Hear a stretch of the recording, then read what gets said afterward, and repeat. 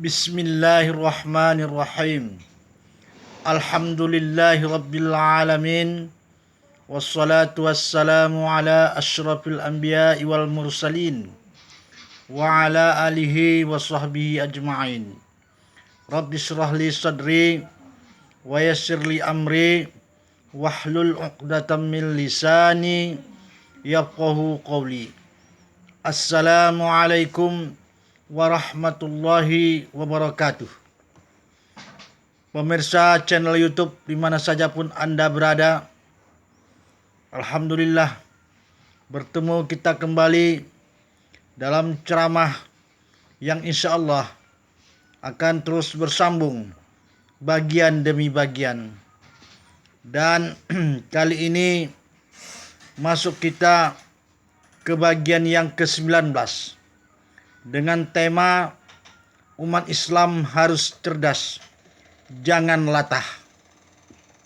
Saudara-saudari, mengapa tema ini kita ambil? Karena melihat situasi masyarakat saat ini, masyarakat Muslim terutama yang hidup di dalam penderitaan, katakanlah yang hidup serba kekurangan, bisa saja stres, darah tinggi, stroke oleh situasi kehidupan tersebut. Saudara-saudari, makanya di dalam ceramah ini kita lebih fokus kepada umat Islam yang hidup di dalam penderitaan. Katakanlah para umat Islam yang termasuk kaum-kaum miskin. Karena apabila kelompok demikian, kelompok ini tidak cerdas dan latah, sesungguhnya merupakan malapetaka bagi diri kita. Saudara-saudari, kita harus cerdas. Maksudnya eksistensi kehidupan kita di dunia ini pada prinsipnya adalah untuk bertanam. Bertanam apa? Bertanam kebajikan, yang kemudian hasilnya akan kita tuai, akan kita ketam nanti di akhirat setelah kita mati. Saudara-saudari, kalau berbicara tentang bertanam, mari kita perhatikan para petani menggarap lahan taninya. Ketika berada dalam posisi bertanam, adakah mereka merasakan kesenangan? Adakah mereka merasakan kegembiraan? Tentu tidak. Masa bertanam adalah masa di mana penuh dengan penderitaan. Saya pernah ngomong-ngomong dengan seorang petani sawit di daerah Riau. Saya perhatikan ladang sawitnya ada 11 hektar sudah hasil. Luar biasa. Cukup senang dia. Segala fasilitas ada. Umrah berkali-kali. Dan haji juga sudah. Jadi saya katakan beruntung kali lah bapak ini. Kurang apa lagi? Dengan hasil yang seperti ini, ongkang-ongkang kaki saja di rumah, penghasilan sudah pasti. Tapi tahukah saudara-saudari apa yang dikatakan Bapak ini? Bapak sebenarnya nggak tahu, Pak. Hasil yang kami capai sekarang ini adalah berkat penderitaan, hasil dari penderitaan yang luar biasa. Masih ingat, Pak, masih terbayang saya katanya.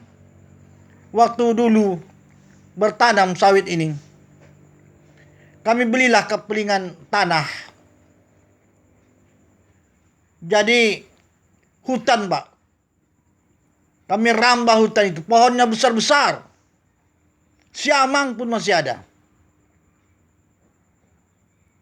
Waduh, kalau diceritakan, Pak, ada anak kami masih bayi.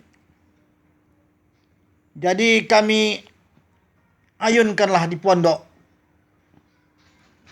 Datang siamang, mau melarikan anak kami. Kami jauh bekerja di sana. Kami berlari untuk menyelamatkan bayi kami itu. Padahal waktu itu tunggul-tunggul kayu itu masih runcing-runcing. Itulah saya bersama istri saya berlari untuk menyelamatkan anak ini. Itu baru sekilas penderitaan katanya. Kalau soal makan, Pak, waduh. Kami makan ubi rebus, Pak, pakai garam. Sama sekali nggak ada lauk. Kenapa ini kita ceritakan? Ini supaya gambaran bagi kita bahwa kalau sudah masanya bertanam, itu adalah penuh dengan penderitaan. Hasilnya, kegembiraan itu akan kita capai manakala telah panen. Nah, saudara-saudari umat Islam yang kebetulan berada dalam kekurangan fasilitas kehidupan, katakanlah wahai umat Islam yang berada dalam posisi miskin, saudara-saudari.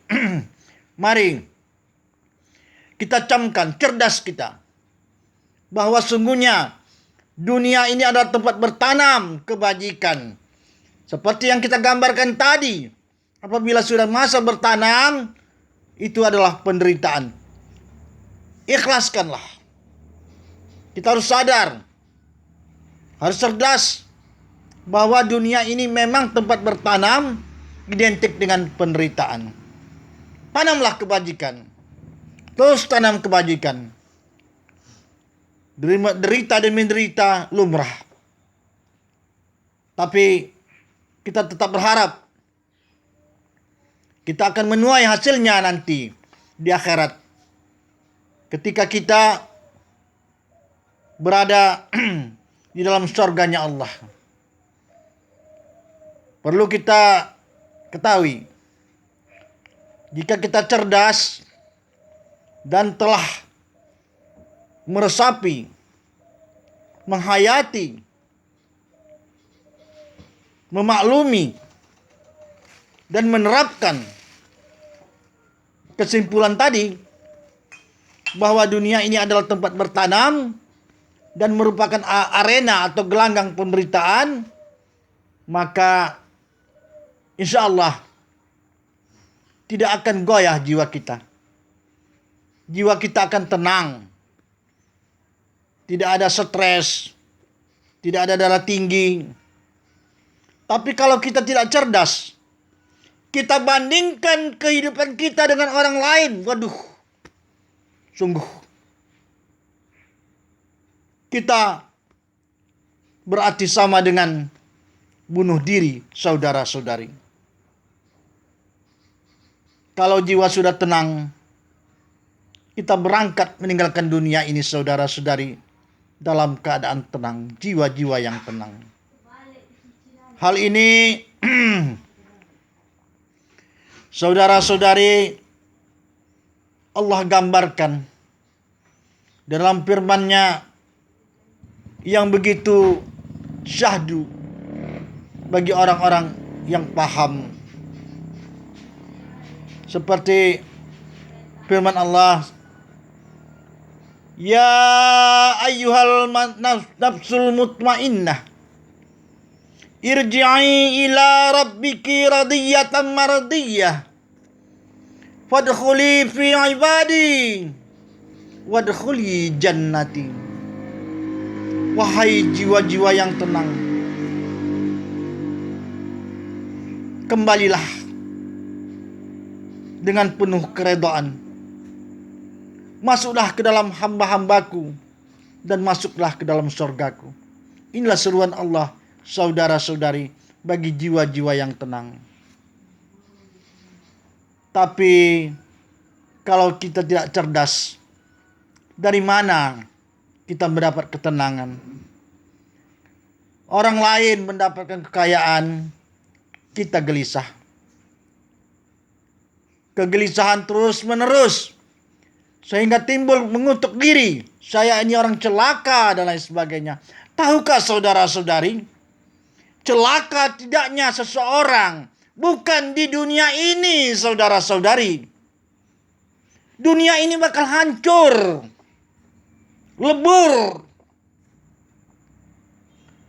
Jadi jangan mentang-mentang saudara-saudari misalnya hidup dalam kemewahan, dalam kemuliaan di dunia ini, saudara-saudari pikir nanti setelah mati saudara-saudari seperti itu juga. Belum tentu. Jadi intinya, dunia ini bukan gambaran kebahagiaan atau kemuliaan seseorang. Karena dunia ini hanyalah titipan sementara. Dan nanti setelah kita sama-sama tiada dari dunia ini, disitulah ketahuan siapa sebenarnya yang hidup dalam kemewahan dan kemuliaan yang sebenar-benarnya. Karena saudara-saudari, di sorga nanti tidak ada yang merasa kekurangan. Tidak ada. Makanya di samping kita cerdas, jangan latah. Jangan ikut-ikuti orang yang terlalu menggebu-gebu untuk menguasai dunia ini. Mohon maaf saudara-saudari, kita bukan mau memburuk-burukkan orang, tidak. Tapi coba kita selusuri kehidupan para orang-orang kaya di bumi ini. Adakah kekayaan mereka didapati bersih dari ranjau-ranjau larangan yang ditetapkan oleh agama kita? Bersihkah mereka dari riba? Bersihkah mereka dari subhat? Lepaskah mereka dari bakhil? Dan sebagainya. Mohon maaf, kita memperhitungkan hal ini dalam situasi seperti sekarang ini sulit didapati. Tapi itu terserah mereka lah. Yang jelas, saudara-saudari, bijaksana kita, cerdas, mari kita terus istiqomah dalam menjalani kehidupan ini dengan agama yang kita anut, yaitu Islam yang benar ini, sesuai dengan kepercayaan kita masing-masing. Kita bukan mencampuri hal orang lain, tapi kita bicara, kita Islam bicara kepada orang Islam. Kita meyakini bahwa agama yang benar adalah Islam. Sesuai dengan firman Allah, Al-haqqu min rabbika fala takum minal mumtarin. Kebenaran itu datangnya dari Tuhanmu, maka janganlah kalian ragu. Saudara-saudari, baginda Nabi menjelaskan kepada kita, Al-Islamul a'la la yu'la alaih. Islam itu tinggi, tidak ada yang lebih tinggi darinya. Seperti yang juga pernah kita sampaikan pada ceramah bagian yang lalu. Jadi cerdas kita. Mari kita benar-benar istiqomah dalam agama kita. Biarkanlah hidup ini menderita. Kalau memang sudah nasib kita menderita, ya sabar kita. Berdoa kita. Kalau masalah kebutuhan hidup saudara-saudari, yakinlah Allah yang jamin. Kenapa kita gelisah? Karena kita nggak sabaran. Kita hanya mengikuti keinginan kita, bukan kebutuhan. Kalau soal kebutuhan, saudara-saudari, Allah yang jamin. Tapi keinginan kita lah yang membuat kita merasa kekurangan. Ingin lebih dari orang lain. Ingin memiliki semuanya. Padahal seperti yang kita gambarkan tadi, dunia ini hanyalah sementara. Kita akan berangkat, saudara-saudari. Kita tinggalkan dunia ini.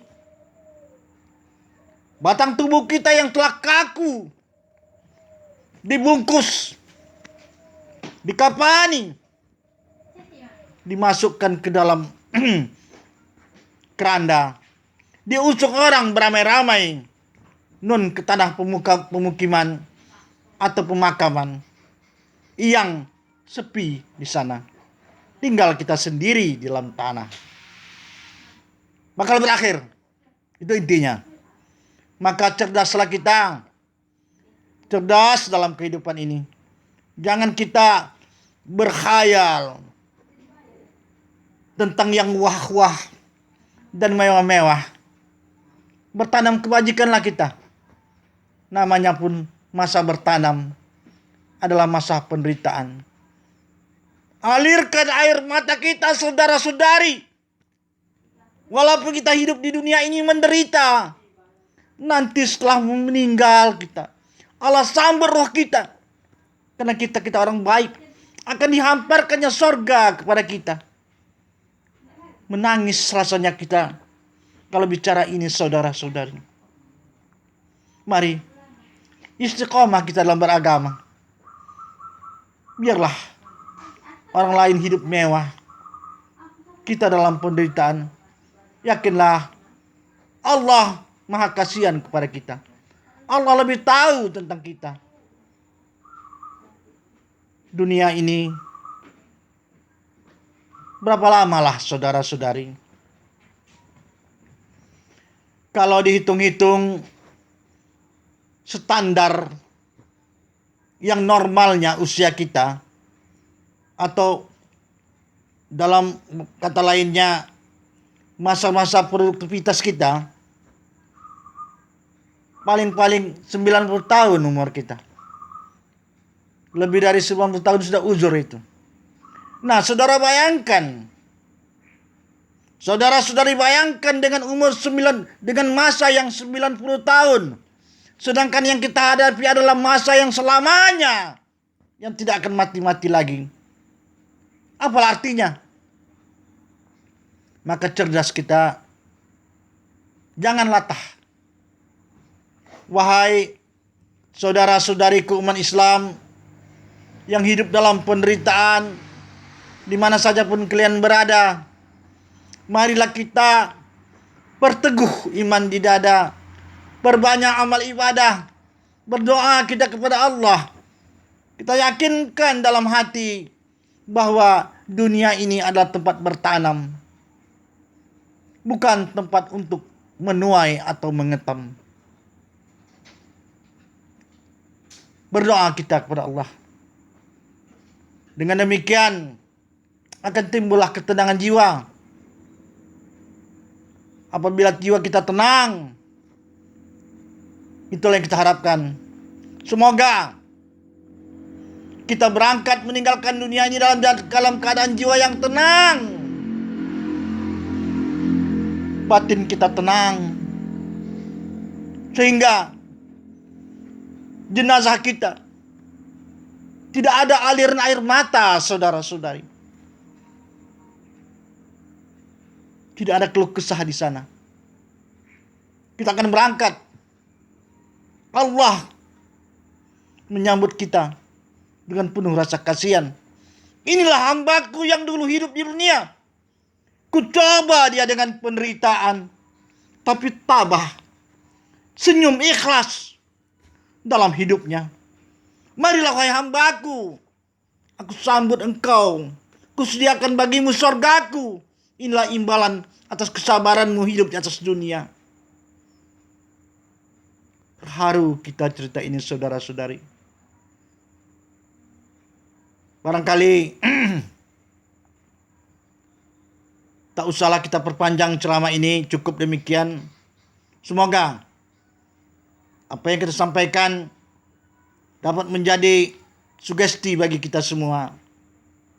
Marilah sekali lagi hidup kita di atas dunia ini istiqomah. Jalankan perintah Allah. Jadikanlah dunia ini sebagai tempat bertanam kebajikan, bukan untuk menuai kemewahan dan kemuliaan. Allah Maha Tahu. Barangkali cukup demikian. Tapi apapun ceritanya saudara-saudari, mohonlah ceramah ini di-subscribe.